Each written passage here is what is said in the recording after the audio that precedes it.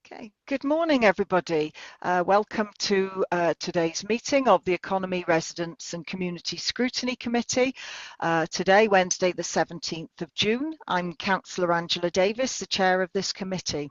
So we start today with apologies. Any apologies for absence? Yes, Chair. We've received apologies from Cabinet members, Councillor David Thomas, Councillor James Gibson-Watt, Councillor Richard Church, Councillor Sandra Davis, and we've received apologies from Officer Daniel Burgess. Lovely, thank you very much. Item 2 is the disclosures of interest. So this is to receive any disclosures of interest by members relating to items to be considered at this meeting. So for show of hands, if you've got any disclosures, and we'll take that to be none showing. Thank you. Item 3 is declaration of party whips, and this is to receive disclosures of prohibited party whips which a member has been given in relation to the meeting in accordance to section 78.3 of the Local Government Measure 2011. And again, show of hands if anybody would like to make a declaration. No hands showing there. Thank you all. So we move on to our scrutiny items. We've one item agendaed for today, and that is item 4 of our agenda, the leisure facilities update. This is pages 3 to 20 of our report pack. And then I just remind members that item 5 on our agenda is scrutiny recommendations to Cabinet on the leisure facilities update. So just to bear that in mind when we go through this meeting, to have a think about what you'd like to put forward as recommendations. So with us today we have Councillor Rafe Devlin, the portfolio holder for Customer Services, Digital and Community Wellbeing, Nina Davis, Director of Social Services and Wellbeing, and we're trying to get Officer Jenny Ashton, the Senior Manager for Community Wellbeing, into the meeting. So welcome all. I'm going to hand over to you to introduce the meeting. So introduce your paper rather. So over to Rafe and Nina. I don't know how you'd like to handle this. Thank you, Chair. I'll be presenting the paper to you today and answering questions at the end, and I'll bring in officers where appropriate. It's a pleasure to be here this morning to present this Sustainable Leisure Facilities in Powys update paper to you and your committee. This report provides members with an important update on the future sustainability of leisure services in Powys. It sets out both the proposed approach to reviewing the leisure service and the steps we need to take to prepare for the retender of the current contract in 2030, alongside the capital investment required to maintain and improve our existing estate. At its core, this report is about ensuring we have a sustainable, affordable and fit-for-purpose leisure offer for the future, one that continues to deliver for our residents whilst recognising the financial and operational challenges we face as a council. Turning first to the proposed review and retender timeline. This sets out a clear and structured programme of work through to 2030. This includes refreshing the evidence base from the previous review, undertaking locality-based work across Powys to facilitate meaningful engagement with communities and partners, to ultimately bring forward a new model for leisure provision that reflects both local need and long-term sustainability. Importantly, this work is not just about facilities. It's about shaping a broader, active Powys approach, recognising that much has changed since the current leisure contract was written in the early 2010s, and that by 2030, 15 years after that contract began, the needs of our communities will be very different from what they were. Leisure and physical activity are delivered in many ways across our communities, and a new approach will ensure we make best use of all available assets, partnerships and opportunities. The review will be very clear in establishing the importance of sport and leisure opportunities and the impact on health and well-being. Providing affordable and accessible leisure opportunities enables people of all ages to stay active, which we know has a direct impact on both physical and mental health. There is a clear link between people staying active and reducing demand on adult social care services. Supporting older residents, those living with disabilities, or those with long-term health conditions to remain active helps them maintain independence and improves overall quality of life. Equally, leisure and activity provision play an important role in supporting children and young people. This includes tackling childhood obesity, improving mental health and physical health, and building resilience from an early age. In addition to the significant benefits to people across our county, this also delivers significant cost avoidance for the council in reducing demand on these services, and the review will be considering this carefully. I'm pleased to see that both Westminster and Welsh governments are already acknowledging the importance of prevention and the need to invest in well-being to tackle the crisis in health and social care. This work aligns very closely also with our wider priorities, including Sport Powys and our sports development work, the delivery of the national curriculum, and our schools transformation programme, where we're looking at further opportunities to improve facilities and provision for all. Turning then to capital investment. The report is very clear that alongside this longer term review work, we must also address the immediate realities of our current estate. Our leisure facilities are aging, and many sites require essential maintenance, repair, and replacement works, including works linked to health and safety and compliance within our obligations as landlord. There are also important opportunities to invest in energy efficiency and net zero measures, which can reduce running costs over the longer term. The report proposes an investment of up to £650,000 into short-term energy efficiency works, of which external grant funding has been applied for. But if not secured in totality, the Council will utilise its capital funding to deliver. Once completed, facilities will be more sustainable, both in respect of their impact on the environment through reduced carbon emissions and through reduced running costs and increased resilience against future energy shocks. Without this investment, there are risks to service continuity, including the potential for partial or full closures, with associated impacts on participation, health outcomes, and community well-being. The report therefore sets out a number of options, with the recommended approach being to undertake essential compliance and health and safety works across all centres, whilst also prioritising targeted improvements that will support increasing participation and improving accessibility as part of a £6 million capital investment programme over the next 4 years. This will reduce the backlog maintenance of buildings to ensure their condition is improved in readiness for retender of the contract.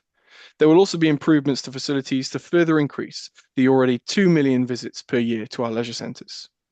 This approach allows us to balance immediate risks and responsibilities with the need to maintain a viable and positive service offer while we undertake the wider review and prepare for the future. Overall, I believe this report sets out a clear and positive direction, addressing current challenges while creating the opportunity to develop a more sustainable, integrated, and outcome-focused leisure offer for our communities. And for complete clarity on this matter, we have no plans to close leisure centres in Powys. Finally, Chair, I would like to recognise and thank both our own community wellbeing team within the Council and our partners at Freedom Leisure for their continued hard work, professionalism and dedication in delivering this essential public service. They play a vital role in supporting the health and well-being of our communities every day, and my sincere thanks to them all for what they do. I welcome any questions from you and your committee. Thank you. Thank you very much for that introduction. I'll just give Nina the opportunity. Did you want to add anything else at this stage? Chair, no, nothing to add at this stage. Thank you. Okay, thank you, Councillor Rafe. I think lots of members of the public will be delighted to hear there are no plans at this stage to close any leisure centres in Powys, but I think there are some questions about where that money is going to be invested.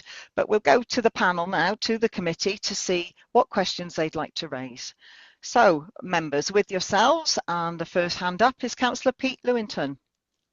Yeah, thank you, Chair, and yeah, thank you, Councillor Rafe, for not only your report, but as the Chair said, your reassurance that no leisure centres will be closing. I was just looking at this in detail, and I know we've got this recommendation here, option C, but the first thing that struck me was I'm not quite sure why it is a recommendation, because if I'm reading the report correctly, that is what we should be doing under the lease agreements, the contracts that we have anyway. I'll try and explain my sort of thinking in a bit more detail, if I may. If I look at paragraph 6.12, which is on page 14, that mentions continuing repairing obligations. So when I first read that, I took that to mean all repairs and maintenance. But then further reading of that paragraph implies that it's only for emergency maintenance, and then with a further caveat to me that then only if we as the council have the funds to do it. So I then read on to paragraph 6.13, the next one, which then says if we then don't carry out this emergency maintenance, then it looks like leisure centres would close. But therefore, I have to assume all that emergency work has been done as no leisure centres have closed. So I guess what I was after, Chair, was just a bit more clarity around those two paragraphs in terms of who is responsible for what under this repairs and maintenance. If it's the council responsible for all repairs and maintenance, it then seems like the lease is saying, well, we've only got to do emergencies, and then only if we've got the money to do so. So I guess is there reassurance that that emergency work has been done, and all these other repairs that aren't deemed to be emergencies, are they just left for the leisure centres to deteriorate? Okay. Thank you, Chair. Councillor Rafe, would you like to come back on that? Yes, of course. And thank you very much, Councillor Lewington, for your question. So you're quite right in your observations in respect of the lease agreement, but just a point of clarification. There is the legal advice in respect of the council's obligations to undertake capital investment would be fulfilled by option B in 6.17. And so the required works to prioritize statutory compliance and health and safety in all leisure centres would be fulfilled by option B.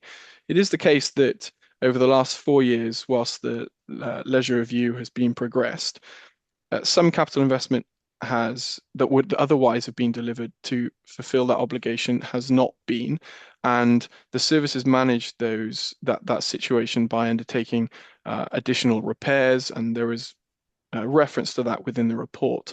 The reason why, or one of the reasons why this is being brought forward, is that position is no longer sustainable in respect of there are only so many repairs you can do to buildings before you ultimately then have to do the major elements like replacing roofs, heating systems, building fabric, etc. And so the services has managed the situation extremely well, proven by the fact that no leisure centres have closed during that 4-year period. But nonetheless, in order to ensure that leisure centres remain in service for the next 4 years, the situation is such that capital investment is now required. Of which the contractual obligation would be fulfilled by option B in section 6.17 of the report. The difference between option B and option C is that in monetary value is 574,000, and that additional amount will be invested into improvements to improve participation and accessibility in centres, of which is not a contractual obligation that the council holds, but is nonetheless one that I strongly believe we should be undertaking and investing in for the remainder of the contract, and one that I very much hope Cabinet will be supportive of. But purely from a legal perspective, the legal advice within the document is that option B would fulfil those obligations that the council holds. So option C, if you like, is going a little bit further than that and making some investments to improve leisure centres over and above the contractual obligations to invest in health and safety and statutory compliance. I hope that answers your question. Okay, Councillor Peat, you happy with that? Yeah, thanks, Chair. Yeah, just a quick supplementary, if I may. So, thanks, Councillor Ray.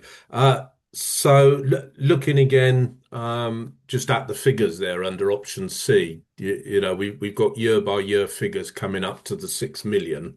So just for the sake of clarity, there's an estimate in there, I guess, around what would deem to be the emergency, or I think the phrase was it necessary essential work. So I guess there's an estimate in there for those, and then there's a little bit on top for these extra bits of repairs and maintenance that you're talking about. Is that correct?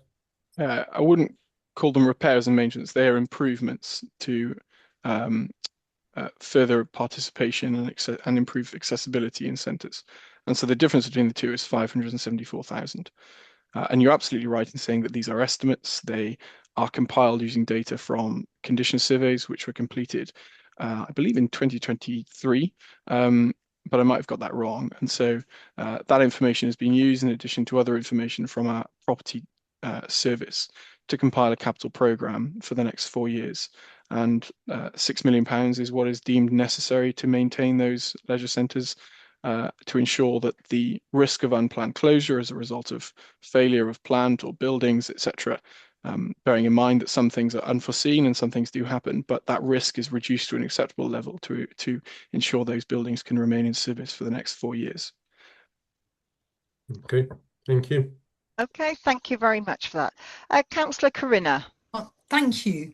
Councillor Rafe, could I please just clear it up for me? The one just over £1 million for the LEDs, the PVs, the solar panels has been found already, hasn't it?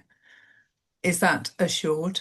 So that 1.06 million Yeah. included in 6.21 was the estimate put forward in 2023 as to the short-term measures that could be delivered in leisure centres to reduce energy consumption, improve energy efficiency, and carbon emissions, etc. So, and in 6.22, it notes that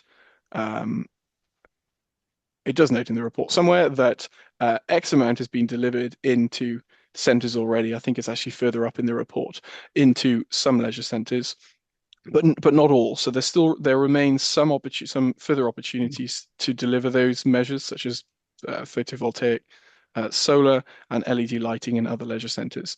And the up to 650,000 that I referred to in my introduction, or just over £1 million has been invested in leisure centres so far in respect of energy efficiency. That goes over and above some of the short-term measures that were identified in 2023, because as part of that £1 million has included some replacement of plant equipment, etc., that has an energy efficiency element to it as well, which would have otherwise needed to be done. So, if anything, we've done a little bit more, but we haven't quite done all of the short-term measures that were put forward. And so the energy efficiency budget, of which external grant funding has been applied for, but we will deliver nonetheless if we're not successful with those, will ensure that those remaining quick wins are delivered right across the estate. Okay, thank you very much. In actual fact, I was going to ask about the interest that would be paid on the 7.06 million over the next 35 years. I couldn't quite believe the figure. It looks like 420,000 a year. And I was thinking this is, significant. And I don't know, in terms of the capital investment needed for libraries, how it would balance against other services that you look after. Well, these things are a choice, aren't they? And rather than looking at this as a cost, I look at it as an investment into people's health and well-being. And of course, we've got to balance those with other priorities and obligations across the council. But I believe that this one does represent value for money. And in addition to this being funded by the council's capital programme through borrowing, the service is extremely successful in securing external grant funding. And so where possible to deliver these projects within the programme, we will be looking at all opportunities available to us through securing external grant funding, most of the time of which you have to provide a supplementary contribution to that grant funding. But nevertheless, it's a strong feeling of mine, having worked in this sector for 10 years prior to this role, that this is a priority for residents across the county. And so this investment is one that represents value for money, and an investment, as I said, into people's health and well-being. And I would just finish by saying that whilst I'm very pleased with the content of the report and the ambition that I hope Cabinet will support in respect of this is quite a small level of investment in comparison to what other local authorities are doing in respect of their investment into leisure services and the wider health and wellbeing agenda. And so I think this is proportional in light of the advice that is included within the paper from the monitoring officer and the finance department about balancing the non-statutory nature of the service with the benefits to people's health and well-being, and as I mentioned in my introduction, the cost avoidance of which the review will consider very carefully in respect of statutory services in the council. Thank you. Thanks. Okay, Councillor Corinna, thank you. Councillor Chloe. Thank you. Morning. First of all, I was very excited to see the paper. I think it's really positive to see the prioritisation given to leisure facilities and the importance they have around health and well-being for our communities across Powys. A couple of things I wanted to just be for my clarity really. At the moment, I'm not clear whether or not the wider leisure facilities that come under the council's budget are included within the leisure review. So it may be the case in other areas, but particularly in my ward, we have leisure provision, which is provided through the school, which obviously is a council enterprise effectively, and whether that's included in the review process and any of the investments that are considered here, or whether that falls under the education budget. And kind of linked to that, I suppose, is whether other leisure provision run by communities, for example, in Hay, on Wye and other areas, is also going to be included when we look at leisure facilities and provision for our communities across Powys. Thank you for your question. I felt it was extremely important that in respect of the review, we would be reviewing provision across the 13 localities. And so the engagement process, of which there is a two-stage approach detailed in section 6.5, will include exactly that. So it will extend well beyond simply the facilities that are currently included within the Freedom Leisure contract, and include the other types of provision that exists across Powys. As I mentioned in my introduction, things have changed massively since 2015, and we need to have a much more open approach to provision moving forward. And so whilst I obviously cannot give you any commitment as to what will happen to those facilities in any future contract, there is a commitment there to include those localities and those facilities, and indeed others delivered in other parts of those communities within this review, to make sure that we do end up with the most equitable type of provision moving forward, that is designed around the needs of communities and indeed those changes that have occurred in what will be a 15-year period once we get to 2030, aligned with the priorities of the council in respect of cost avoidance and the wider wellbeing agenda. Thank you. Can I just confirm then whether that capital investment on essential works and will cover all leisure facilities within all of the council portfolios, or is just those within the leisure portfolio? Yeah, so the capital programme is in this capital programme. Of course, there are other capital programmes across the council. This is just one of them. This is just for the leisure service within the community wellbeing service, and so it wouldn't include facilities that are currently outside of the contract, such as the one you mentioned in Crickhowell, that is those sports facilities are currently made available to the community by the school.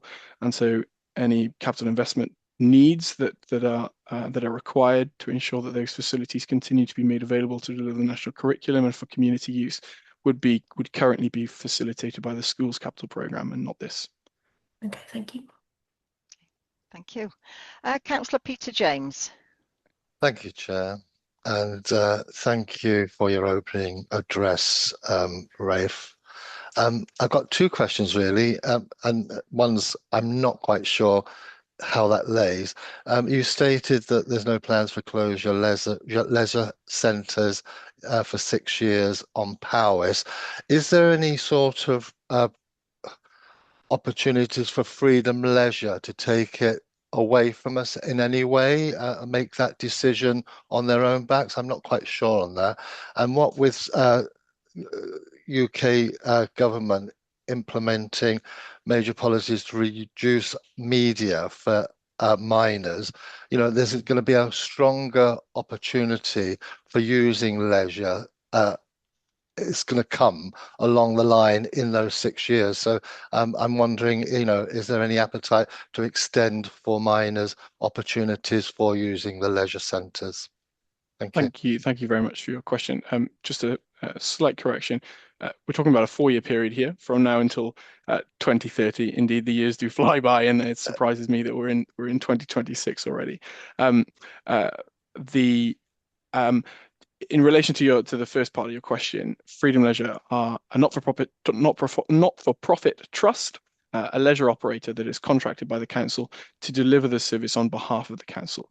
And so the buildings still remain the property of the council, and indeed through that contract, the council holds obligations to invest in major replacement or of parts of buildings, building fabric, etc. And so there isn't an opportunity, nor indeed I don't think it would be a possibility for Freedom Leisure to take that provision and those buildings. That's not how the contract process works in respect of leisure. The council ultimately pays a management fee to the operator. Freedom Leisure are an agent of the council following a change to the HMRC legislation in respect of VAT, and so leisure is not profitable as such. The contract is moving into a cumulative surplus position, which is a really positive step forward in respect of now generating an overall surplus of which will be shared, 50% of which will be shared. But that nevertheless requires an annual management fee by the council in order to make those facilities available to deliver the national curriculum first and foremost, and then available to communities for use. It's very, very interesting what you said about the social media restrictions that have come forward, announced by the Prime Minister in the last few days. I won't comment on those, but nevertheless, it's a significant change, isn't it? And you're absolutely right in your observations that young people will hopefully have a bit more time on their hands, and we would absolutely want to engage with them to get them involved in physical activity, which we know both improves their mental health and physical health. We have a massive mental health crisis in the UK, especially prevalent in the younger generations. Indeed, we have the highest level of childhood obesity in the UK and Wales, and so it will absolutely be a priority for us within the review process outlined in the paper. Thank you. Okay, thank you, Councillor Grafe. I'll just ask there, you've mentioned the HMRC savings, and on page 11, 4.16, the paragraph there explains it to us. So there's a saving that has been beneficial to both Freedom Leisure and to Powys County Council. And it says there that the Capital Oversight Board have agreed to invest 180k of those savings into fitness equipments at 3 centres. Is that all the savings, or are there more savings that could have been used to reinvest into leisure centres?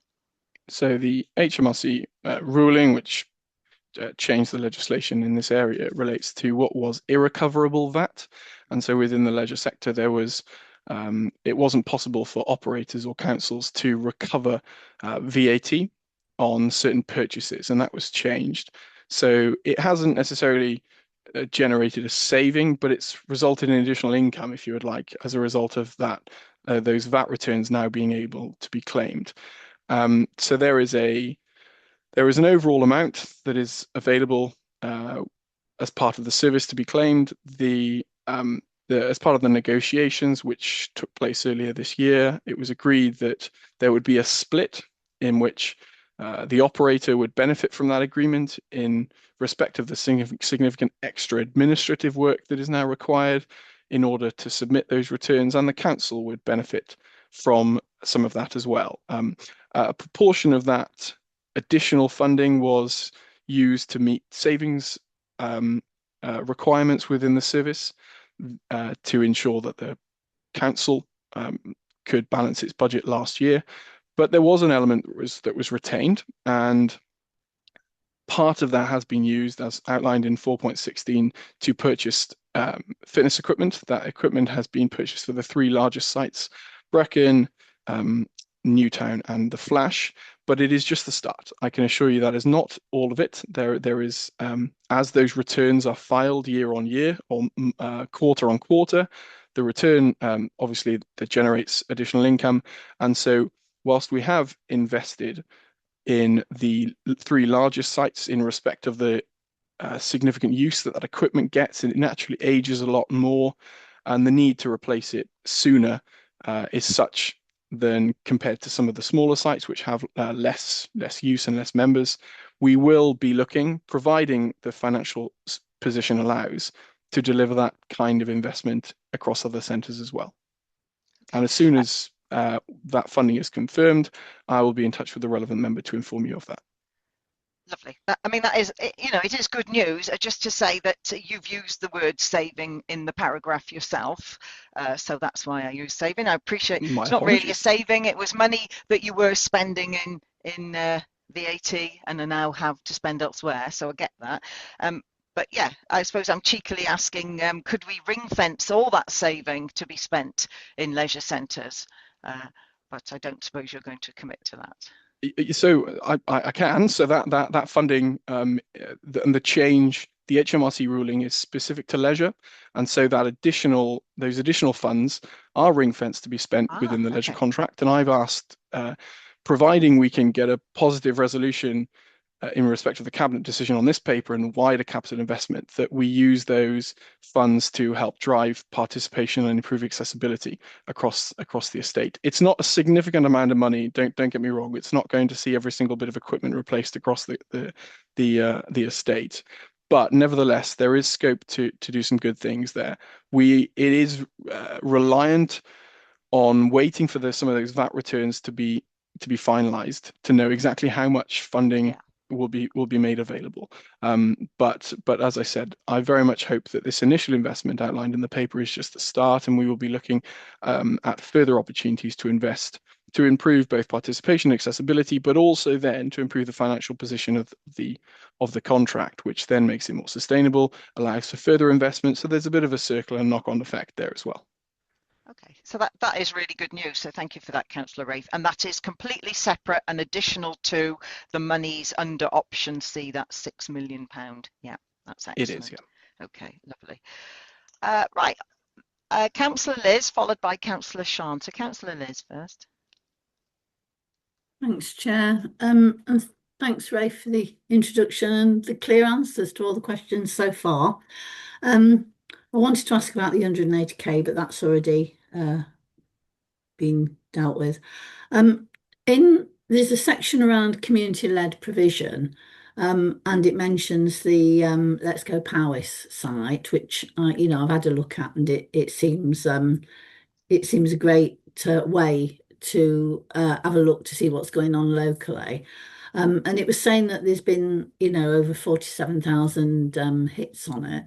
I just wondered if we have any idea of how many people are actually using those alternatives or supplementary options to leisure centres, and whether, as part of the review, that might be looked at, because it does seem that there's opportunities probably to generate things for people to do through those kind of supplementary options. And then the third thing I wanted to ask was about the estimated 35% savings on the short-term measures, the reduction of running costs. I wondered to what extent whether that's still on target, and I'm guessing that some of it has already been achieved, and if so, do we know how much? I think that's it from me. Thank you very much for your question. The Let's Go Powys system and platform has been a great success. We've really led the way in respect of that. And when I talk about the changes that have taken place over 15 years and the way in which people are accessing health and well-being to stay active and healthy, in addition to leisure centre-based provision, that's an example of where we've taken the initiative there. And we want to make sure that people can access things local to them, and indeed the kinds of opportunities that they want to participate in. And that's not always going to be leisure centres, although thousands of people across Powys do take part in those. And so the Let's Go Powys is an example of where we want to work with communities to allow them to advertise and make more well known those other types of provision that exist, many of which are community-based, run by volunteers, etc., sports clubs. And indeed, there are links there to the leisure centres themselves in respect of if you wanted to join a football club, it might be that actually that football club trains at a leisure centre. And so the Let's Go Powys platform will tell you the location as to where they are, and so there are some really strong links there. But it's been extremely positive. We've got another hugely positive step coming in the next few weeks, where we're about to launch walking routes as part of that system as well. We are going to start with, I can't remember exactly how many, but it'll be a phased approach in terms of adding those routes in, because we recognize that in addition to sports clubs and other activities, a lot of people enjoy walking. We live in one of the most naturally stunning areas of the world, and so we want to promote that as well. And so that's going to be a really huge part of it. In respect of whether we're going to include in the review those other opportunities to participate that exist within communities, absolutely we are. And the Let's Go Powers platform is already doing a lot of that for us, because we'll already have the data as to what those opportunities are, where they are. We'll have the contacts to contact people. So we'll be able to accumulate a lot of really beneficial data to know exactly how people are staying active and healthy. And by having that data in front of us, in addition to the locality-based engagement exercises that are proposed, we'll be able to know what kind of provision people want in what areas. And of course, there will naturally be budgetary constraints, and we'll need to operate within what is quite a small revenue budget. We'll nevertheless be able to tailor the future provision from 2030 onwards around the needs of communities using that information. Yeah. Thanks, Rafe. I thought it was great because you can actually look at it and go anywhere in Powys and find something to do. But, is there an answer to the question about the savings of 35%? Yes, absolutely. There is some information within the report, and I was just trying to find it now, where it does, I think it might be in the climate and nature section. I did look for it, but I couldn't quite grasp it. So the initial short-term plans, 35%, there would be a 35% saving on running costs of the leisure centres. there is some information in 9.4 about tons of CO2, so carbon emissions, but you're quite right. There isn't data as to what the reduction in energy usage has been since some of those measures have been delivered. Indeed, the purpose of the budget requested within the paper is to deliver the remaining short-term measures, which will fully realise that estimated 35% reduction in running cost. But we can get you some more information on that if that would be beneficial, Councillor. I think the eco saving was equivalent to 49 properties, something like that, when I read through it. But anyway, thank you, Rafe. Thank you. Of course, and just in addition to that, as part of the contract, Freedom Leisure hold the responsibility for paying the energy costs, and they hold the utility contracts. And and I know that committee has received reports from from Freedom Leisure in the past. We have checked with them before today, and they would be more than happy to come and present to you an annual report, which will really drill down into that detail around participation figures, but more importantly for you, Councillor Liz, on energy consumption. They will have those details as to the journey that's been undertaken from the beginning of the contract until now. And I know from previous experience that huge savings have been realised. And so if indeed, Chair, you would like a presentation from Freedom Leisure, we could obviously brief them beforehand to ensure that the information that Councillor Liz has referred to is available. Thank you. Yeah, I think that would be really welcome, wouldn't it, Councillor Liz? And I know members were interested to know what Freedom Leisure's sort of responsibility, for want of a better word, is for promoting its own services and opening hours and all the rest of that. So I think members, you'd be very keen to be able to explore that.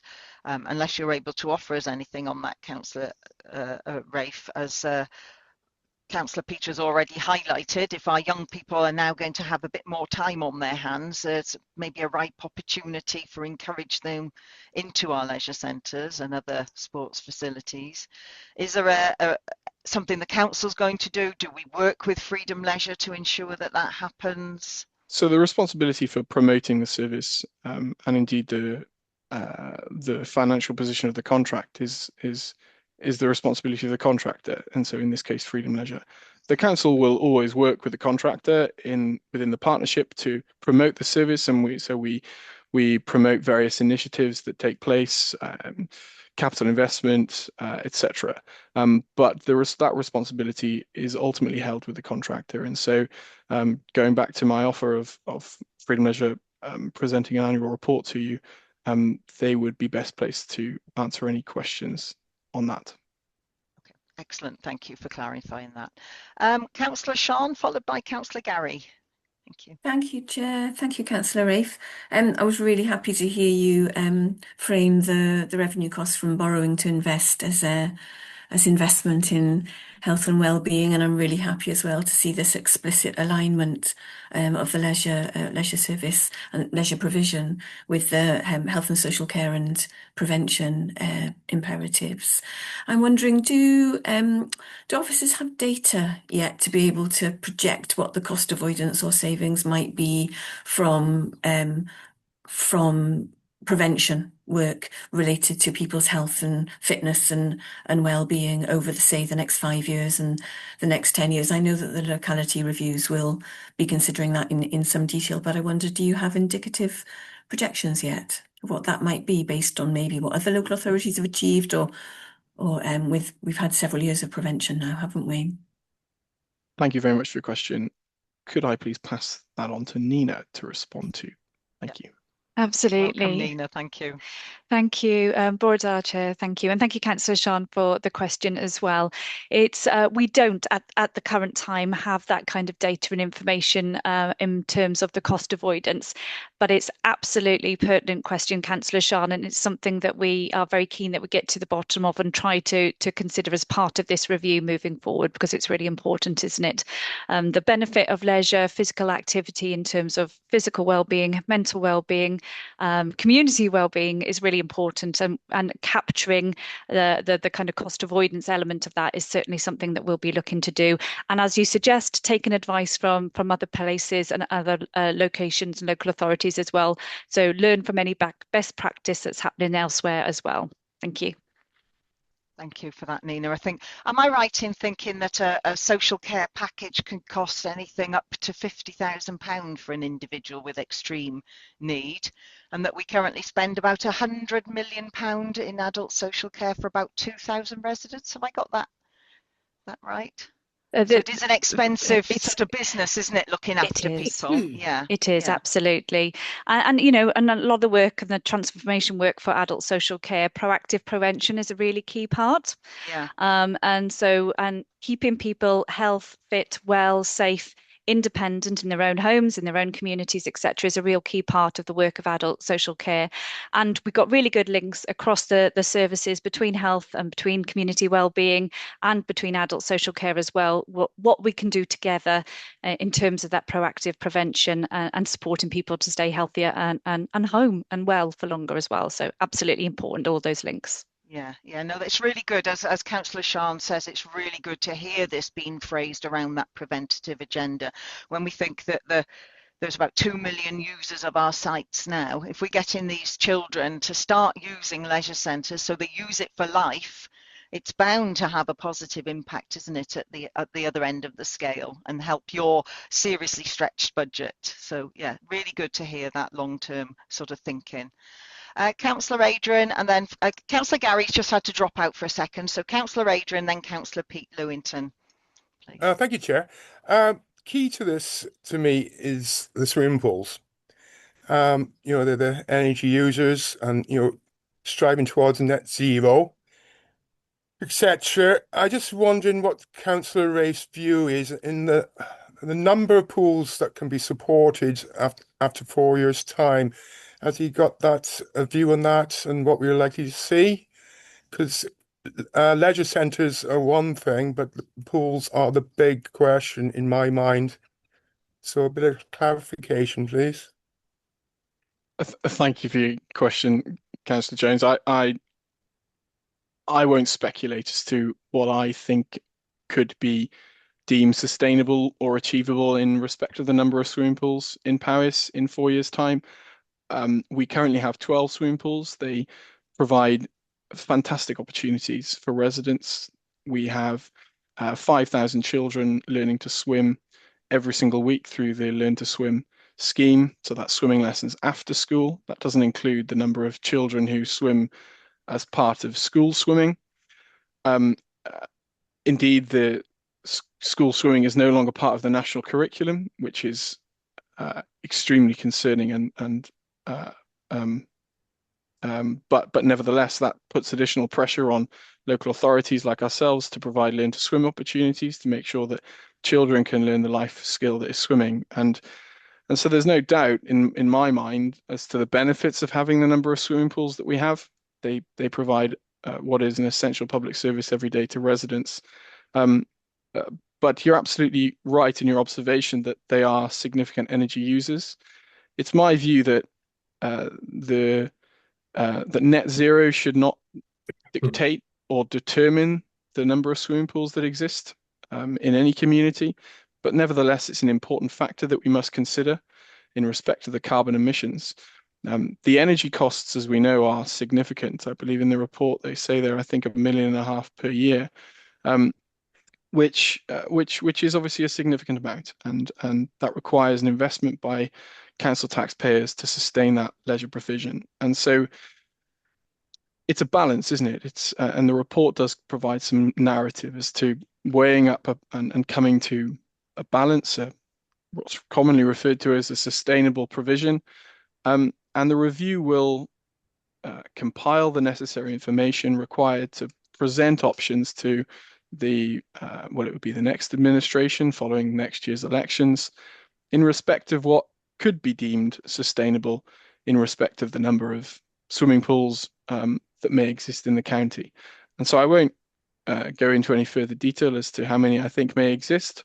Having worked in the sector for nearly a decade, I know the importance of swimming pools, and all I can say is that if it's me in this seat, I will make sure that as many swimming pools are continued to be made available and delivered within the council, whether that is within a contract, a delivery framework that we have right now, or whether that's delivered through different means. I don't know, but that's the purpose of setting out the review, and it's being aligned and coordinated at a very appropriate time in respect of the end of what will be a 15-year contract with Freedom Leisure. And so it provides the council with the opportunity to do all the work necessary to come up with whatever it deems as a sustainable level of provision.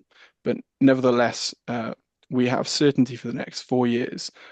I know the impact that swimming pools have on residents and communities more widely, and we will do all that we can to make sure that those opportunities remain available for residents across Powys to take part in swimming activities for as long as possible. Thank you. Thank you. Okay, yeah, thank you, Adrian. Thank you for that, Councillor Rafe. And I think you do raise a really important point there about our children learning to swim. Was it 11 people died over the last heat wave? And many of us live on a side of a river here in Powys. Indeed, our River Wye has just received its river charter, which is hoping to keep it clean so people get in it and play in it in the summer and go fishing, etc. So, you know, that safety is a really important element, isn't it? So I've got now Councillor Pete and then Councillor Gary's back with us. So Councillor Pete Lewington and then Councillor Gary. Thank No you. worries. No, thank you, Chair. So again, just so as I'm clear in my mind, Councillor Rafe, we've got 7.06 million in the capital programme, and we're looking to suggest £6 million for this option C, and the other 1.06 million will be used for the investment in net zero, as I think set out in paragraph 6.21 of the report. The other point I just wanted to raise, Chair, is then I look at the final paragraph, 13.6, and I think that, first of all, really sets out the challenge that Councillor Rafe and the rest of the team have got around this when it quotes his estimated investment of around 84.3 million required over the coming years. But more short term, the opening sentence says that we note that there's 16.8 million, and those prices are already 3 years out of date, to bring the existing leisure estate into good repair.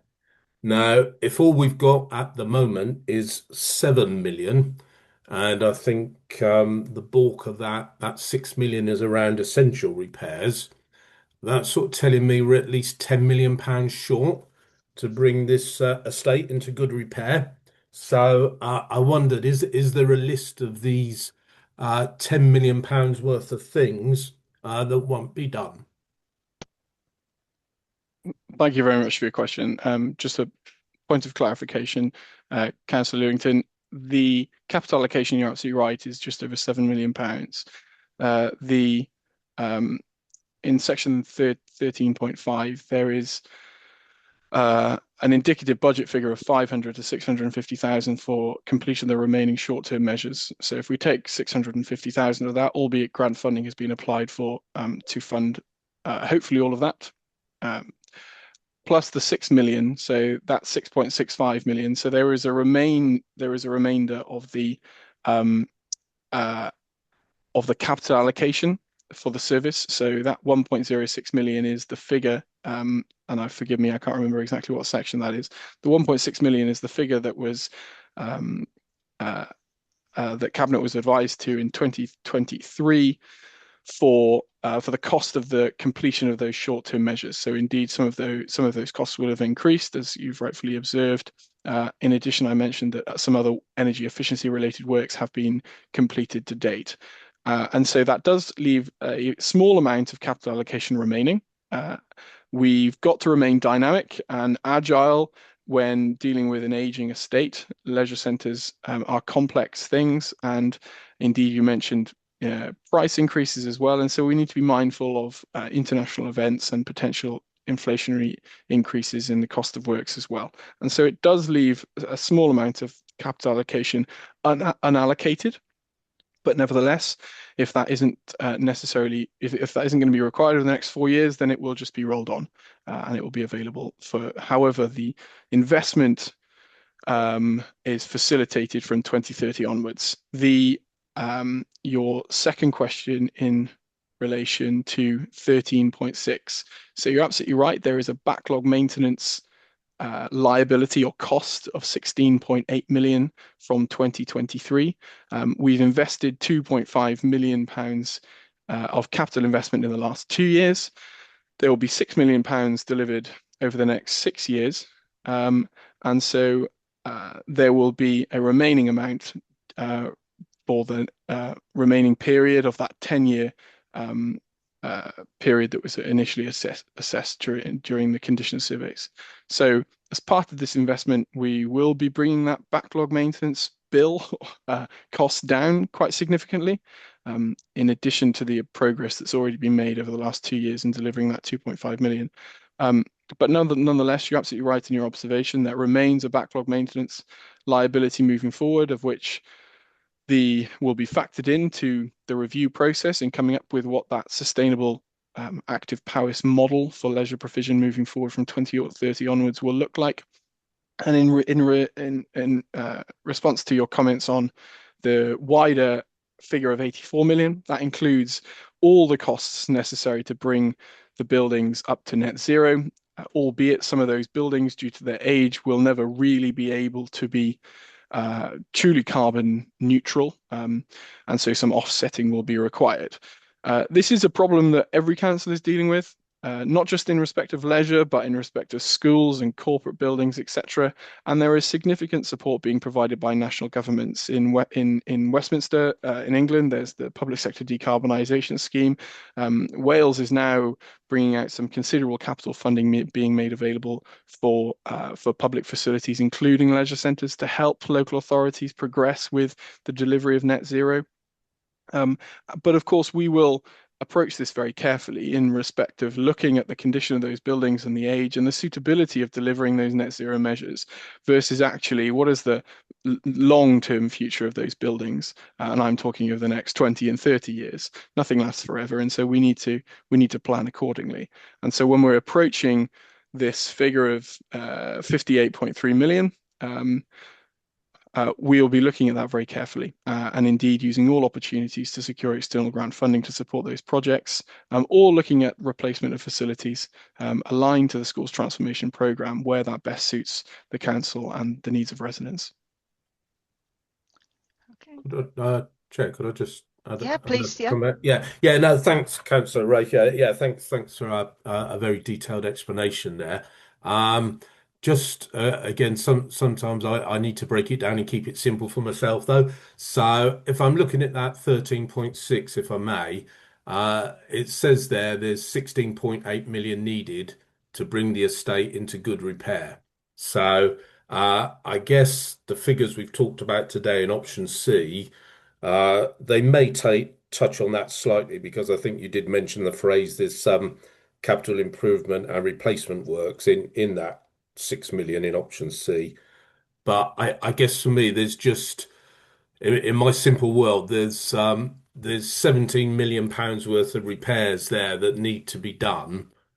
And I wasn't quite sure from your answer whether they're going to be done, whether bits of them are going to be done, whether that's going to be picked up in the review later on, or what.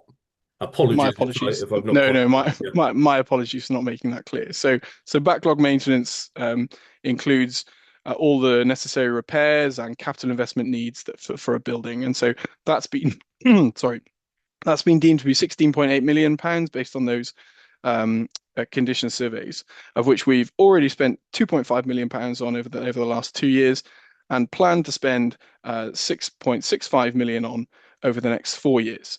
That 16.8 million is based over a 10-year investment period. It doesn't say it in 13.6, but where it discusses it earlier in the report, it does state that was over a 10-year period needed. So you need to spend that over a decade, and so that would leave a backlog maintenance bill, albeit taking into account increasing prices, etc., which would need to be considered, of around £7.5 million for that remaining 4-year period. And the review will carefully consider how the council can meet that. Whether the council is able to meet that, I suppose, will be the question. But of course, every opportunity will be explored to secure the necessary funding to deliver this vital investment into facilities.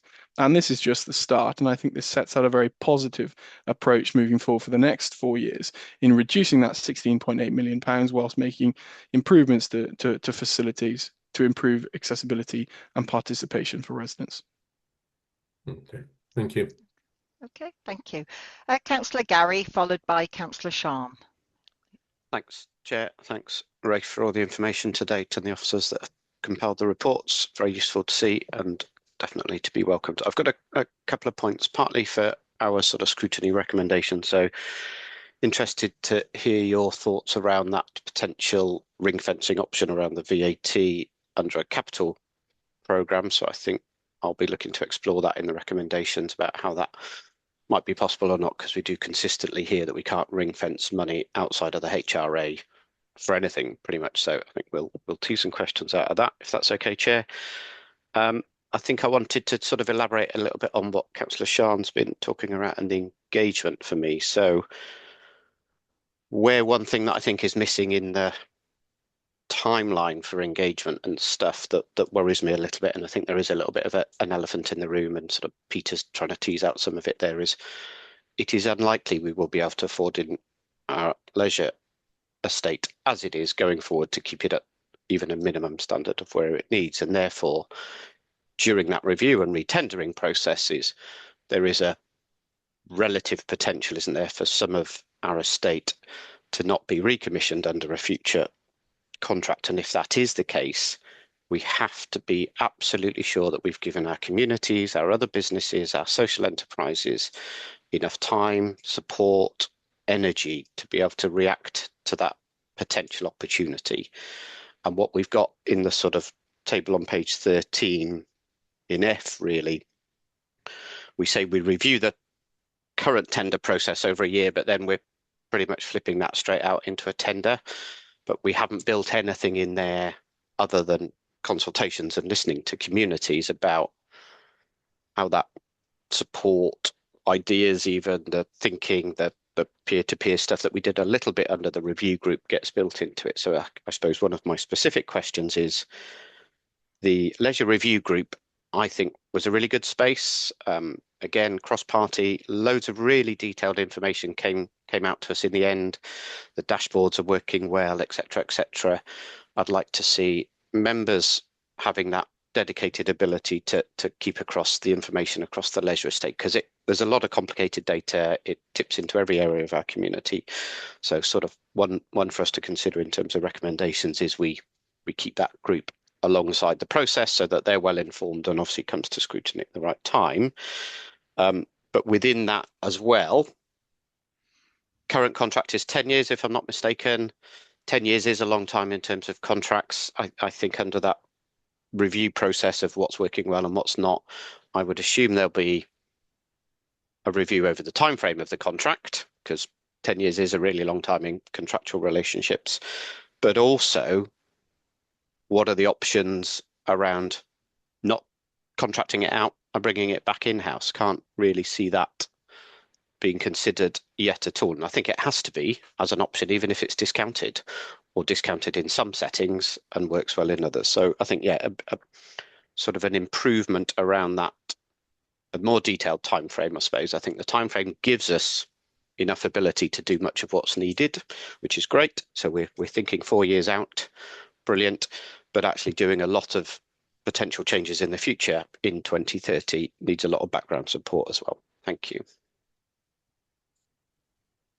Thank you very much for your question, Councillor. I'm happy to take a lot of that, really, and I'd be more than happy to support and ask for the leisure review group, or whatever iteration is deemed appropriate of that, to be brought back.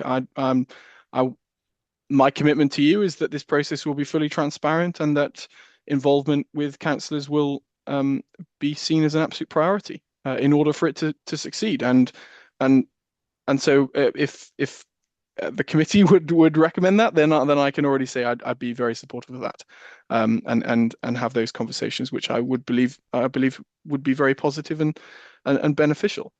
In respect of your comments on the contract term, I haven't seen a leisure review, a leisure contract less than 10 years, I'll be honest. There are some interim arrangements that are put in place where councils find themselves in unfortunate situations where they draft in an operator for a set period. I believe that's governed by some procurement rules, but in respect of my apologies. In respect of long-term contracts, ones that are tendered and procured, yeah, these seem to be at least 10 years. Indeed, some councils have signed multi-decade contracts with operators, and you get benefits associated with that. And you know, take your comments on the in-house model. And I suppose to wrap that up, every option is going to be looked at. We have secured through the transformation portfolio an additional resource who will support the service in looking at all of those options, and where necessary, we'll consult with external specialists to ensure the council is as informed as it needs to be in respect of the opportunities that are available to us, to make sure that the residents of our county get the best possible service from 2030 onwards. Exactly what that will look like, I don't know. Now's not the time, but the process has been outlined for the service to undertake to arrive at that. But I very much accept your comments. Thank you. Thank you. Okay, thank you, Councillor Gary. Councillor Shan. Thank you, Chair. So my question, Councillor Rafe, is around the community conversations engagement exercise, which I'm really pleased to see. You won't be surprised. You won't be surprised about that. I know that it's due to start this September and run till possibly December this year, which is pretty soon, isn't it? Time will race.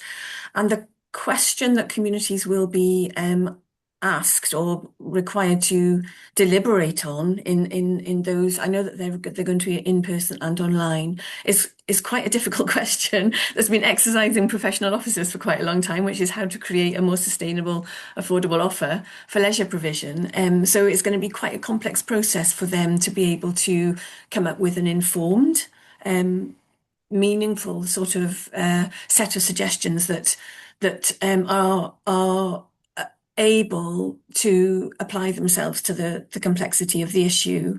So I'm wondering, do you yet have, since it is September that we're talking about, any kind of detail of what the vision for those exercises is? You know, sort of what form will they take? How many will there be? What places do you envisage having them in? And I think that it'll take some quite skilled facilitation as well. And I'm wondering whether, I note that £5,000 is what's been earmarked for this process, which really doesn't seem a lot. So I'm wondering, is that envisaged to include any kind of training for the people that will be facilitating those events? That's one question. And another question, kind of similar to what's already been covered, is I think that in the previous review, there were some meetings arranged between county councillors in those places that have leisure facilities and Freedom Leisure. And I think it would be really useful if that was expanded and councillors from all wards really got an opportunity, maybe not just the review group, but in the engagement process, to have some conversations with Freedom Leisure as well, because of course all of our communities feed into leisure provision. Be really good to be, and I think Freedom Leisure should be part of the community engagement as well, so that residents get the opportunity to ask them the questions that they need answered in order to be able to answer that question they're going to be asked, which is how to create a more sustainable offer. Thank you. Thank you very much, Councillor Sian.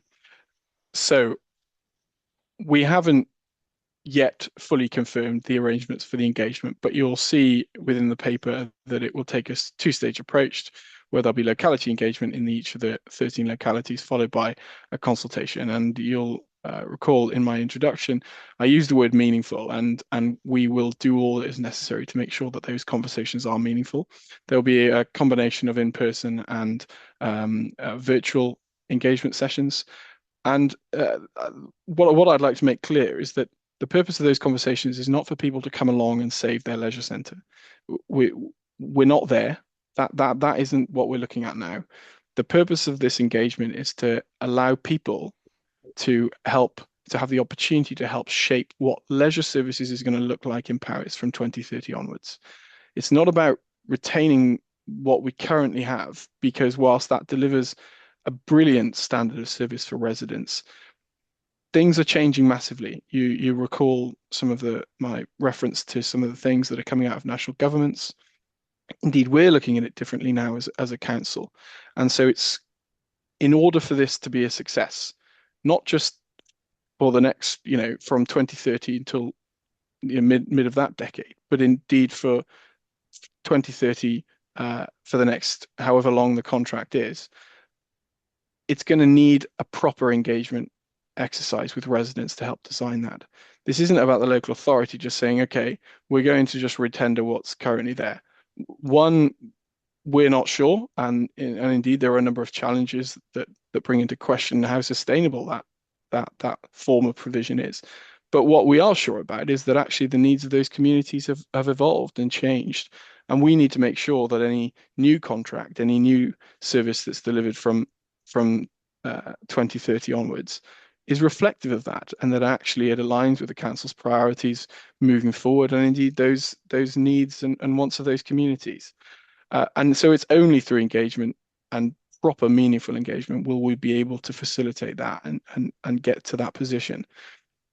But as soon as we have finalized what we believe we can facilitate in respect of that engagement, we will share that with yourselves for your views. Indeed, and thank you to Councillor Gary for suggesting this, but I think the proposed councillor group, forgive me, I can't remember what it's called, but we can come up with a new name if that's more appropriate. I think it may be a really good forum to discuss that, to actually get your views as to what you think will be meaningful and how we'll facilitate what we know is necessary in order to create that new vision and ultimately that new service moving forward.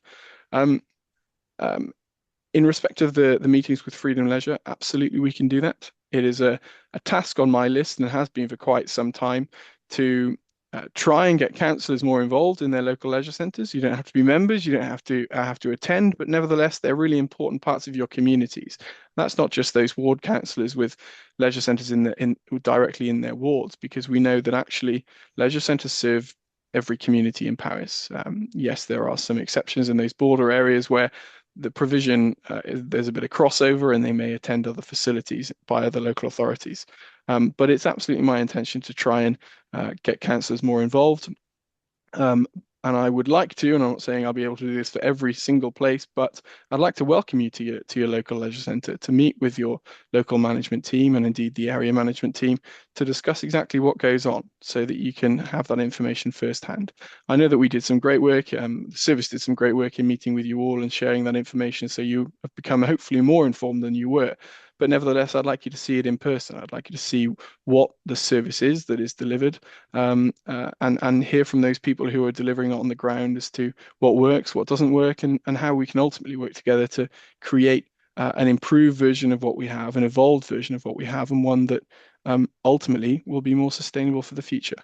Councillor Shan, I'm sure you would like more information from me in respect of what that engagement exactly will look like. We are nailing that detail down, and as soon as it is, we'll share it with you. Thank you, Eve. Chair, can I come in just quickly to make a point? Yes, please do. It was. I think your answer itself it gives a tiny snapshot, doesn't it, of the complexity of this issue. And I'm really pleased to hear your commitment to meaningful engagement. And I just wanted to make the point that, residents coming into this will be coming in with different levels of experience, and they'll have a lot to offer. They'll have their own expertise to offer already, but they'll also have lots of gaps in their knowledge. Collectively, the gaps in one person's knowledge, for example, would probably be plugged by the attributes in another person's knowledge, and hopefully cumulatively that will work. However, they also have to undergo a process of possibly having to let go of what's really important to them in terms of this isn't about saving your leisure centre, and being able to express where they're at with the situation right now, being able to have time to process what they get told in order to build their knowledge up, and also having time to build relationship with each other so that they can form as a group and start to work productively together. So that is quite a complex process and requires skilled engagement skills from the facilitators of the process. So I'm just really, really keen to see how that is managed across somewhere as huge as Powys. Thanks, Rafe. Thank you very much. Your comments are very much noted. Thanks. Thank you, Councillor Shan. Councillor Rafe. Councillor Adrian, next. Thank you, Chair. I'd just like to ask Rafe for his view on this, because in my mind, any future development or modernisation with the leisure centres, etc., is probably going to be totally dependent on grant funding, bearing in mind it's non-statutory.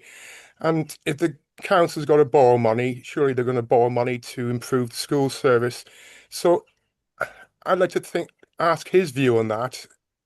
Is it dependent on grant? And if so, we should be totally honest with the consultation that, people will ask for a wish list, but it is probably down to funding at the end of the day. So his view, please. Thank you, Rafe. Thank you very much, Councillor Adrian. You're absolutely right, it's down to funding, but where that funding comes from is a political choice. And I don't in any way wish to predetermine the decision that Cabinet will make in July, but I'm asking them to make a political choice to facilitate the necessary funding to maintain our leisure centres for the next 4 years, which will put them in a much more sustainable position moving forward. Grant funding is something that we will always look to secure. We are always on the lookout for opportunities to work with external partners to secure grant funding to deliver on our priorities. We've had much success in respect of that. We've secured a significant amount of grant funding. It often, as I've mentioned previously in the meeting, requires the local authority to make a contribution to facilitate that grant funding, of which we'll always try our best to do. But where that grant funding is not forthcoming, or indeed the criteria associated with it makes us ineligible for the investment that we know needs to be made, it ultimately comes down to a political choice. And like I said, I know the choice I think this council should make. I'm advocating for it here today. I think it's one that needs to be balanced, as the narrative of the report says, with the wider financial constraints and challenges that faces the council versus the benefits and positive impact that providing affordable and accessible health and wellbeing facilities has on our residents. And I believe that what we have in front of us is a good balance. But nevertheless, it's a choice that we must always be aware of. We must carefully consider, and I hope that you will see that this has been carefully considered and moving forward into next month. It will be very, very carefully considered by Cabinet in making that decision. Thank you, Rafe. Okay, thank you. I've got no more hands at the moment, but I just wanted to explore a little bit more. We've talked about the consultation process, we've talked about the finances, etc. There is mention in the report about working with our partners, so health, etc. And I just wondered what we're actually doing there. If we're talking about health in terms of its value, social value in the prevention of later life issues. So what work are we doing and what more can we do? So I'll give a brief response to your question, Councillor, or Chair, sorry, and then I'll bring in Nina for some more operational information. We currently deliver the National Exercise Referral Scheme across 7 leisure centres. That's funded by Public Health Wales through what is a very relatively small revenue grant. It is a fantastic scheme. We have some really incredible people as part of the team in Freedom Leisure delivering that every day. It's massively oversubscribed. The responses that we receive from people, the stories of the journeys that they go on, the transformation of their lives is really incredible. And all of that information will be included with an annual report presented by Freedom Leisure if you wish for that to take place. When we talk about partners in respect to prevention, the best example is the National Exercise Referral Scheme, which has a number of different strands to it. So there is those with long-term medical conditions. There are those on cancer pathways. There are healthy weights, healthy whales groups as well. And so there is some really, really good work going on. But I would like to see that, and this will be no surprise. There is much more opportunity to be had here. Our current health intervention facilitated through our partnership working is massively oversubscribed. We have a significantly aging population in Powys. We have people with long-term health conditions, and prevention, of course, there are different aspects to prevention of which Nina will describe. But in respect of what is referred to as secondary prevention in prescribed activity, that's extremely powerful. Other countries have capitalized on that massively and improved the health of their residents and communities massively, which then has a knock-on impact on demand on health and social care, which is, of course, relevant to the crisis that we face in this country. And so when we talk about partnership working, we talk about really making the best of those opportunities that we have in front of us. I'm trying to push at a portfolio holder level for more investment from Public Health Wales into the National Exercise Referral Scheme, to expand that not only to all of our leisure centres where that would be appropriate, but to expand the number of sessions that are put on so that we get more and more people involved. Not only do those people take part in physical activity, but their lives are transformed socially, especially those who have suffer from loneliness, which is often very common in rural areas. So we're very clear on what we would like to see in respect of the new things that could be facilitated through partnership working. Nina obviously works very closely with the Health Board, and so I'll just bring her in very, very quickly to summarise some of the partnership working going on there. Thank you, Chair. Thank you, Councillor Rafe. Yeah, absolutely. And I just want to reiterate, as Councillor Rafe has said, the National Exercise Referral Scheme in Powys is so successful. It is really, really a positive scheme and has great impact on people's lives and independence, etc., moving forward. So any opportunities for extending that would be absolutely welcome. I've talked about, obviously, the partnership work that's going on internally within the council, and particularly in adult social care and working with children's services as well. But we, as a service, also do a lot of work with Powys Teaching Health Board. their Better Together transformation and improvement plan, etc. We're very much involved with workshops and planning with Powys Teaching Health Board colleagues in terms of their future plans, etc. Because in terms of that prevention, we're a real key and can be a key player for our health colleagues and health board, etc., in terms of prevention, which is absolutely that shift left is really, really important in service of healthcare, and also really key part of that community response as well. So just want to kind of highlight that we're very much involved and being consulted involved within the Better Together plans for Powys Teaching Health Board. As part of the Regional Partnership Board, we, alongside the Powys Teaching Health Board again, but also PAVO and the third sector, we work through the Regional Partnership Board, and there's currently a significant piece of work on go at the moment, developing a social model for health and well-being. So this is emerging at the moment. I've seen a draft report probably within, I think it was this week. So we're getting to the stage of coming to pulling together what that social model for health and well-being in Powys looks like moving forward, and the importance of this service area in terms of community well-being and the role that that can play. So I just wanted to give you, I know Councillor Rafe has touched on loads of the others as well, but just those bigger, wider partnership kind of pieces of work we're involved with as well. Thank you, Chair. Thank you, Councillor Rafe. Thank you. It's really good to hear about that work going on in the background. I think when we look at the council budget and that we look at the large portion of that pie that is going to support our older population, anything we can do now to help decrease that in the future has got to be a positive thing, isn't it?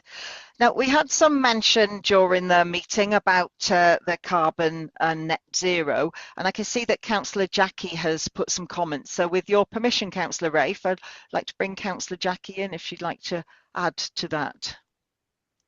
Yes, of course. No, I don't think I need to add anything, Chair. I just wanted to allow people to see that with the work that we're doing with the leisure centres through the route map as well to net zero, but also with other services as well. We work alongside them, and anything that the leisure services can do to support and assist in carbon reductions is very welcomed. And I know they've done a lot of work there. And actually, the carbon reduction has been really good.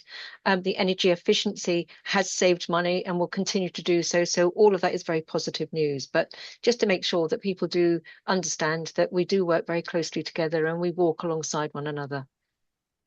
Thank you, Councillor Jackie. I think that is an important part, really, that we're saying here. The leisure service is supporting the adult social care and is being supported through the net zero plan. So different departments of the council working together, hopefully, to positive outcomes for our residents, isn't it? That's what it's about. Councillor Pete Lewington. Yeah, just a quick one, if I may, Chair. Sorry, sausage please. fingers across the keyboard. Yeah, thanks, thanks. Yeah, thanks, Councillor Jackie. Just a quick one, picking up on what you were saying there, Councillor Jackie. I think in the report, it's again back to the infamous paragraph 13.6. There's a figure in there of 58.3 million to achieve operational net zero. Do we sort of know the payback period on that? Is there a payback period on that?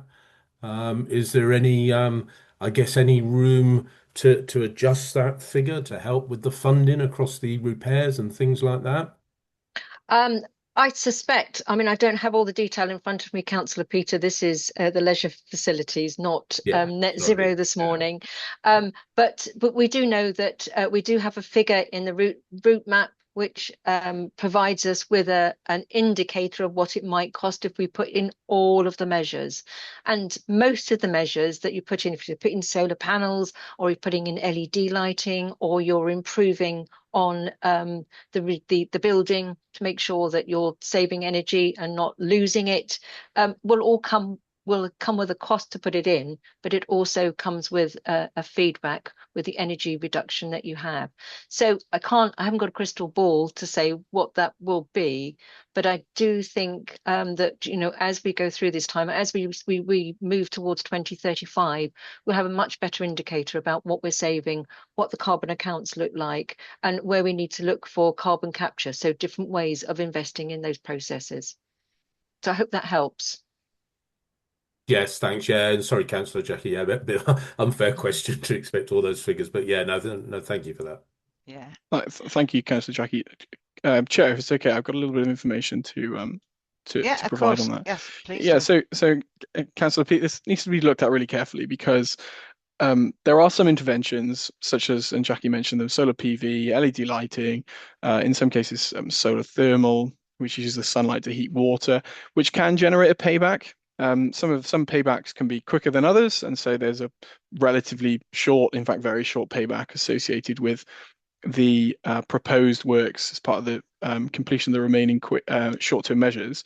And of course, where we can deliver those through grant funding, then that payback can sometimes be months if the council doesn't have to put up that funding itself. And sometimes, depending on how those grants are formulated in respect to their eligibility criteria, they're quite prescriptive, and so we can only really spend that money on certain things. And so it makes a lot of sense to do those, especially when there's a need to do them. And so where we've got really quick paybacks, this paper basically asks for permission to just get on and do those because it's in the interest of the service to do so. In respect of the wider decarbonisation investment needed, if to look at it quite simply, you have energy efficiency, which reduces the number of kilowatt hours, whether that's in electricity or heat needed to run a building. And then you have heat decarbonisation, which in essence is removing the gas out of buildings and replacing that gas heating source with electricity, whether that be a ground source heat pump or an air source heat pump, or a water source heat pump. And it is unfortunately the way the electricity markets are in the UK at the moment. Obviously, electricity is significantly more expensive than gas. Sometimes there is no payback. And the payback is even less and sometimes negative where you have older buildings. And so that's why the service, working in collaboration with property, need to carefully consider the investment that's needed to decarbonise in respect of heat decarbonisation currently. And we constantly look at this to make sure that we're delivering value for money for residents. Currently, the most efficient way for our leisure centres to generate heat is through natural gas. And so that's how we generate probably 90% of our heat. There are some air source heating systems in place, but very few. And so and until potentially, we hear that there may be a disconnect between the electricity price and gas prices, which may cause electricity prices to fall, in which case that may result in a change in that balance that actually will decrease payback or increase payback significantly in respect of those heat decarbonisation projects. We're looking at that very closely. And of course, as I mentioned, very few councils are actually putting up this capital themselves. It is often deemed unaffordable. And that's why there's significant packages of support from national governments there to facilitate this wider decarbonisation requirement in respect of heat decarbonisation. And of course, we'll have to weigh up how the level of capital investment required in respect of heat decarbonisation to actually replacing some buildings, because we have got significantly aged buildings with more problems than just being a little bit energy inefficient. Obviously, and in respect of those, the capital investment programme, of which hopefully this paper, if passed, will facilitate, will address some of those. But it's a very complex issue, and we're very fortunate to have a lot of skilled individuals in the council who support the service to look at these issues on a regular basis, including in property and through the climate team, which Jackie leads. Thank you. Of course. I mean, it is obviously a pity that the council didn't invest 10 years ago, but hindsight is a wonderful thing, isn't it? But it would have been nice to be in a position where we were generating income from FITs and RHI payments, wouldn't it? But it's important we look forward, not back. So let's continue. Councillor Adrian and Councillor Pete. Yeah, sorry. Did you want to come back, Councillor Pete? Yeah, just apologies. No problem at all. Sorry, Councillor Adrian as well. Yeah, no, thanks, Councillor Rafe. You put it in good context, as does Councillor Jackie as well. I suppose where I was sort of crudely and simply trying to get to, although I know it may not be as simple as that, is if I look at the there's roughly 17 million in there to bring the leisure centres into a state of good repair. Is there any potential for a trade-off where, like, for example, you do that state of good repair, you spend that 17 million, you bring them up to a good standard for our residents, and perhaps the net zero, you actually try to reduce the 58 million down to, say, 41 million crudely to compensate, and say perhaps push back on some of that? I don't know whether that's an option. Yeah, potentially, and we'll consider all options available to us. I think it's just worth noting that as part of the proposed capital investment, there is an energy efficiency element to most of those projects. So where we're replacing plant equipment, so things like heating systems or swimming pool filtration systems, they're obviously modern technology is much more efficient than a lot of these systems that were put in the 1980s and 1990s, where we've got replacement roofs. Not only will those roofs have to comply to building regulations, so they'll naturally be significantly more have significantly more levels of insulation in them than otherwise would have been built in the 1970s and 80s. But we'll also then look at opportunities to install that solar PV, facilitated through that the delivery of those remaining short-term measures, working in partnership with external grant funding bodies and communities where there's community energy organizations present to facilitate that. So whilst it's difficult to quantify, we do know that a lot of the capital investment that's proposed in this paper, in addition to those delivery of those short-term measures, have an energy efficiency element to them, which reduces energy costs and reduces that 58 million, as you said, because naturally those buildings become more energy efficient, much more insulated, and so the amount of energy that we need to put into them is reduced. Okay, thank you. Okay, thank you, Councillor Peake. Councillor Adrian. Thank you, Chair. I'd just like to ask, because we're talking about option C, as if it's going to happen, and ultimately it's down to the Cabinet. I mean, is there any mileage in looking at option B, and then fast forwarding what we do rather than just say we're kicking it down the road for 4 years? My apologies, Councillor. I don't know what you mean when you say kicking it down the road for 4 years. Well, if you wouldn't be spending so much money on option B is where I read it, and then you actually make a decision what we're going to look like after the consultation. But I'm just saying, you're talking about option C, so is option B still could be considered by the Cabinet? Yes, absolutely. Those options have been put forward so that the Cabinet can make an informed choice on whichever option they decide to proceed with. I'm recommending as portfolio holder that they go with option C, because I think that will deliver the best value for residents. But absolutely take your point. That's it is a final decision for Cabinet to make. Right, thank you. Okay. Jane Thomas. Thank you, Chair. I hope you don't mind me stepping in and sort of giving a bit of information from my role as 151 officer. And I think we've had a lot of discussion, not only in this scrutiny committee, but other scrutiny committees over the last week. We've looked at numerous services that have assets to look after and maintain and to invest in. We've talked about county farms, we've talked about schools, we've talked about leisure.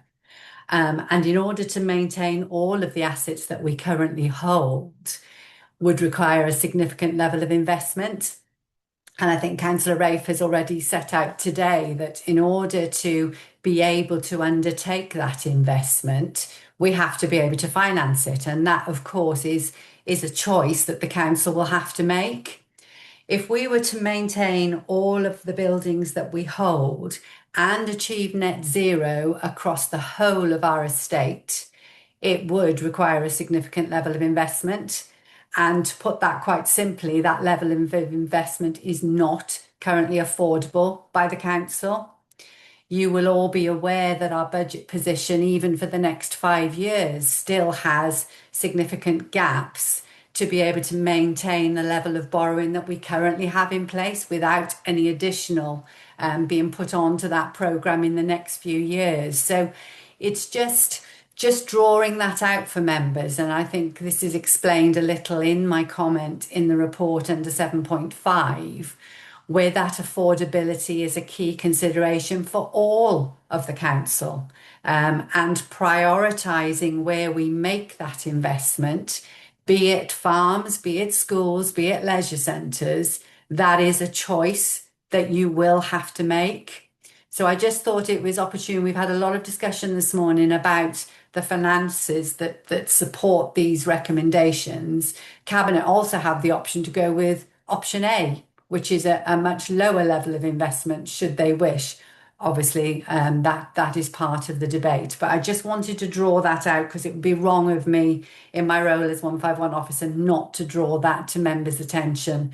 And I'm sure we will have a lot more discussions around this as we develop and look to bridge that budget gap for next year and the following 5 years as we move through that budget scrutiny as well. So just had to highlight it. Thank you, Chair. Thank you, Jane. Councillor Peat, you got your hand up. Yeah, sorry, thanks, Chair. Yeah. Again, just something that's taxing me again. I mean, for me, when I look at the options, I thought when we look back at paragraphs 6.12 and 6.13, there are obligations placed upon us under this lease to do certain repairs and maintenance, and I thought option B reflected those obligations, but then that becomes, in effect, option C, because we want to add on a few bits to do some capital improvement stroke replacement works. So if they're the figures to do what we should be doing anyway, first of all, they don't seem much of an option for us because we're supposed to be doing that under the contract. But then B, I just got slightly confused there as to if B and C reflect the work that we are supposed to do, why does option A come in as less, 2.9 million? Thank you for your question. Option A would see capital investment facilitated into the 5 core hubs only, which is consistent with part of the principles of the Sustainable Powers Policy.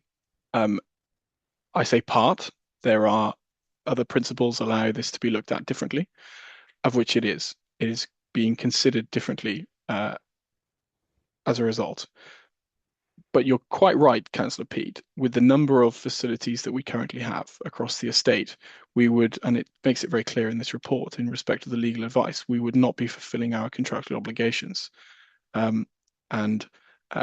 So whilst leisure is a non-statutory service and the council in theory is able to do whatever it likes with it, my view is very clear in that we are where we are.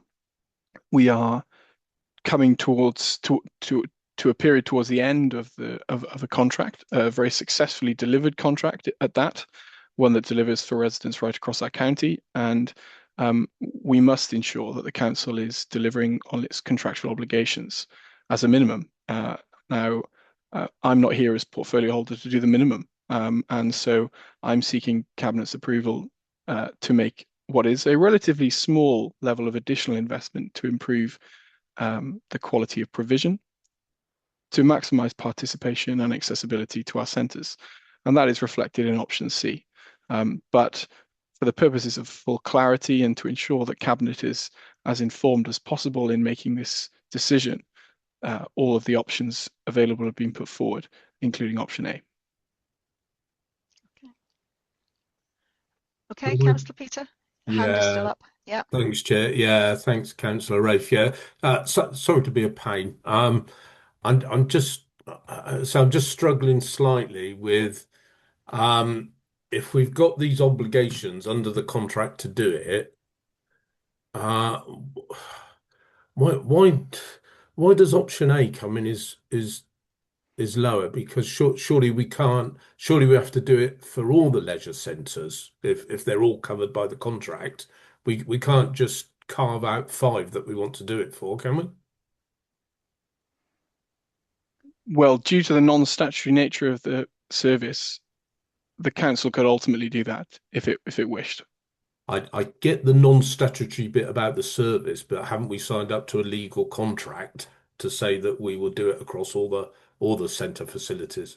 Yes, but there are mechanisms to which you could undertake a variation to that contract, of which I make it very, very clear I am not advocating for at all, and that is not being proposed at this time.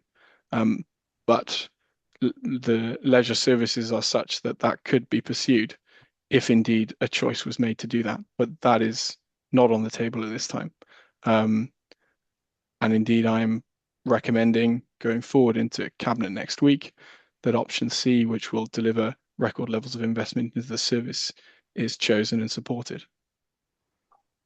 Could I, sorry, Chair. Sorry, Chair. Well, I was going to say, Councillor Pete, if you felt strongly about option A and if members were inclined to agree with you, you're making a very strong and valid point, we could make a recommendation that option A be removed from the options in the paper. I think that may be where I'm getting to. The other point, just for a bit more clarity, then in my mind, is to just understand this difference between, if we could, Councillor Rafe, option B and option C. And it's this, the phrase was again, capital improvements, replacements. Do you have any of those in mind, or do you have some examples that you could give to us to help bring that to life for us? I don't, no. The capital programme for leisure is not a public document. Indeed, it's an internal document that has to remain dynamic in respect of the ever-evolving situation of condition of the buildings. There are often unforeseen things that come forward which have to be responded to. And so it's really important that the service is able to reprofile capital allocations on a regular basis to ensure that work is completed as and when is necessary to ensure that buildings remain in service. However, my commitment to yourselves and indeed to all other members across the council is that when projects, whether they be part of just the statutory compliance, health and safety works, or indeed part of the small amount that is allocated to improve participation and accessibility, are proposed and the funding of which is approved, I will be in touch with the relevant members of whom their residents use the facility in question to be involved in the planning and delivery of those projects where appropriate. So if I'm understanding you right there, Councillor Rafe, we don't know what these capital improvements replacements are. We've just put them in there and hope we can get to them. So therefore, if we can't guarantee what we're going to use them on, surely aren't we better just going for option B? No, not quite. We are absolutely sure as to where that money is proposed to be spent. What I'm saying is that the programme has to remain a dynamic document to respond to unforeseen events that often do arise in relation to the estate and its aging condition.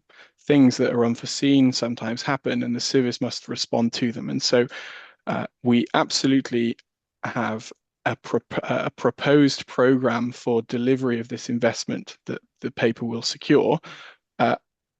At this time, I'm not at liberty to confirm what those projects are, because I wouldn't want to tell you this is going to happen here and this is going to happen here, and then something happens across the estate of which we then need to respond to, and then I have to unfortunately share with you the bad news that either those projects have been delayed or are no longer possible to be delivered. Yeah, I suppose that just sort of, I get what you're saying, Councillor Rafe, and I understand that things change and shift, but I guess if you can't share it to give us examples, and if we can't commit to it, it's just beginning to make me think option B is the one, and we should only go for option C if we can commit to those things, rather than set false expectations and false hopes. Once the funding for those projects is approved and there is confirmation that those projects will be delivered, including a programme for their delivery at those centres, I will be able to confirm those with you as local members and as wider members of the council. But at this moment in time, the capital programme is not a public document, as I said, for all of the reasons that I've just set out. But we have a programme in place that sits behind this paper, if you want to look at it in that way, of which we'll see that investment delivered across the estate. And it's worth noting that investment will be delivered right across all centres in Powys. Obviously, delivered in a priority basis. Some buildings are in worse condition than others. There are opportunities to improve participation and accessibility in some, and in some more than others, and those opportunities will be progressed with. But now is not the forum or the time to discuss in detail as to what those individual projects are. Okay, members, I want us to come back together now to think about some recommendations going forward. Councillor Adrian, you've got your hand up, so I'll give you the last question. And then I just want to clarify then. So basically, I think what Rafe is saying, that future capital investment has already been prioritised. Would that be right? There is a proposed programme in place, yes. However, it remains a dynamic document to respond to things that come up. Okay, kind of get it. Thank you. Thanks.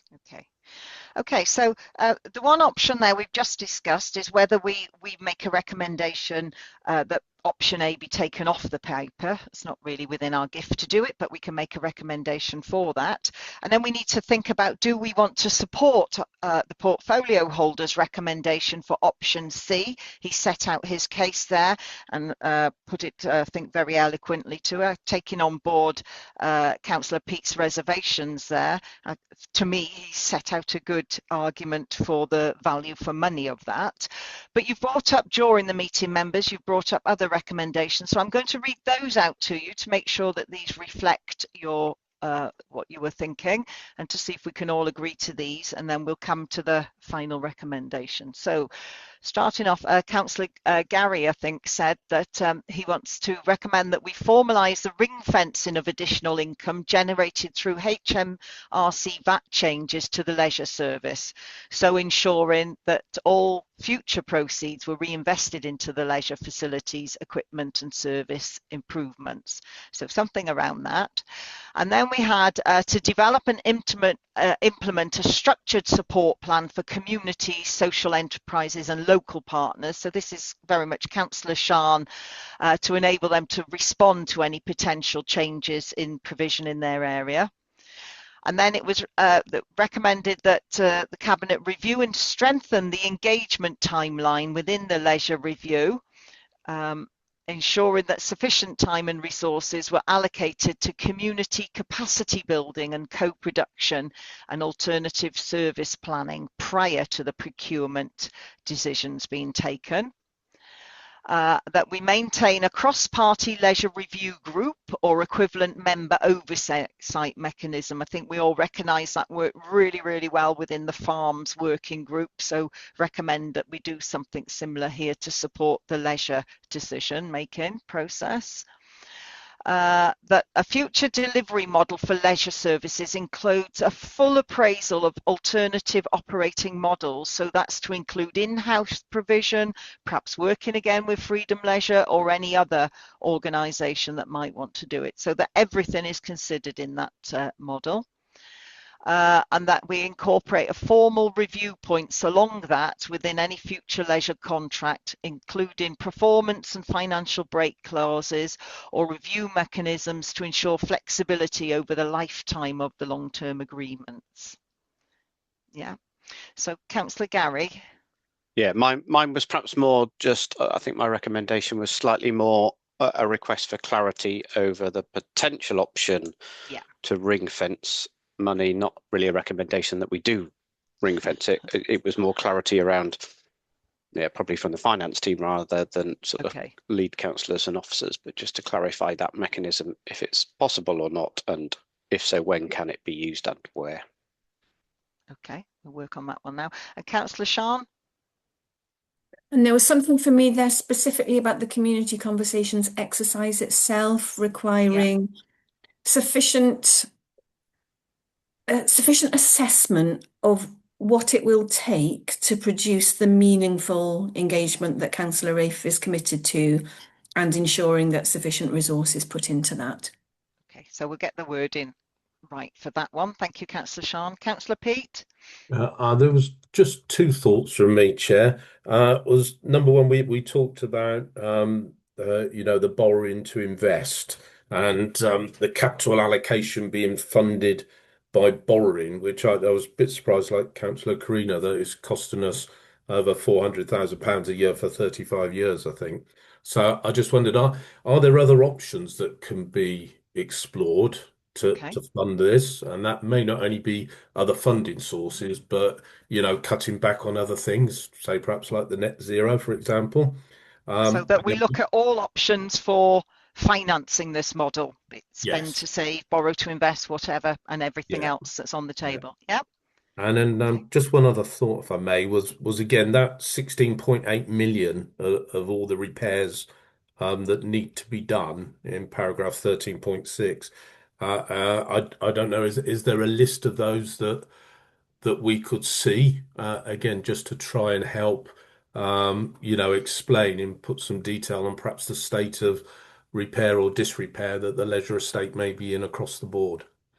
So maybe if we can get agreement to resurrect the working group, those may be things that they can do deep dives on. Would that be perhaps an idea? Yeah. Okay. Okay, so we've got those 7 recommendations, members. So are you inclined to want to support the portfolio holder on his recommendation C and then move forward with this? Yeah, I'm getting hands up. Does anybody feel strongly against it? In fact, sorry, I just want to check with Councillor Bryan. The questions you had, Councillor Bryan, were they covered today? And I know a few of them will come in when we get Freedom Leisure before us. Yeah, mine was mainly, I think Councillor Gary asked the question. Councillor Gary asked the question, could he come back in-house after seeing his success with housing maintenance? I just thought it's an option. Yeah, okay. And it'd be interesting to see. Sorry, Brian. It'd be interesting to see when we went out to Freedom Leisure, what savings were made then from in-house, or why did we go? There we are. So those are, again, could be things that we explore in the working group, if that is. Yeah, Councillor Pete's nodding. Okay, thank you, Brian. I just wanted to make sure you'd had your chance. Councillor Pete, then. Yeah, I'm just musing again on this option B and option C, Chair. So, I think again, if I'm understanding it, we got this 7.06 million. 1.06 million is going to the net zero target. So that leaves us the 6 million, which option C covers. Part of me sort of like wants to go to option B and just focus on what we should do rather than have some money set aside for this list of things that we can't see yet. But the other part of me then says, well, if I end up going or suggesting option B, what happens to that 600,000? So, so is it best to go with option C and back the portfolio holder and hope that we do have the money to actually do those capital improvements and replacements? So I'm sort of coming down for option C just because the sums add up, if that makes sense. Okay, then. So I think our final recommendation then is that we support our portfolio holder with option C. And I think that's it. So, Kath, I'm just checking with you. Have we covered all bases? Yes, Chair. I think there was one early on, possibly. Councillor Sean was bringing up about cost avoidance. Beg your pardon, that was off my screen. Yes, so I'll just read the other one. Develop and present evidence-based projections of cost avoidance and financial savings arising from the investment in leisure, physical activity and the preventative health interventions. So drawing on local data and benchmarking with other authorities to draw on best practice within the next 12 to 18 months as part of that ongoing leisure review. Yeah, Councillor Sean is nodding. Everybody happy with that as well? I think that's the prevent, isn't it? And that was quite a big, important part of the report. Okay, so let me just go back to my agenda, see where we are. I think, members, we have covered all our agenda items. We've done our recommendations. So if everybody's happy, we'll say thank you to Councillor Rafe, to Nina and to Jenny for today, and we'll bring the meeting to an end. If members are able and would like to stay on for 5 minutes after for reflection, I'll bid you all good day and thank you very much. Thank you, Councillor Rafe. Thank you very much indeed. Thanks.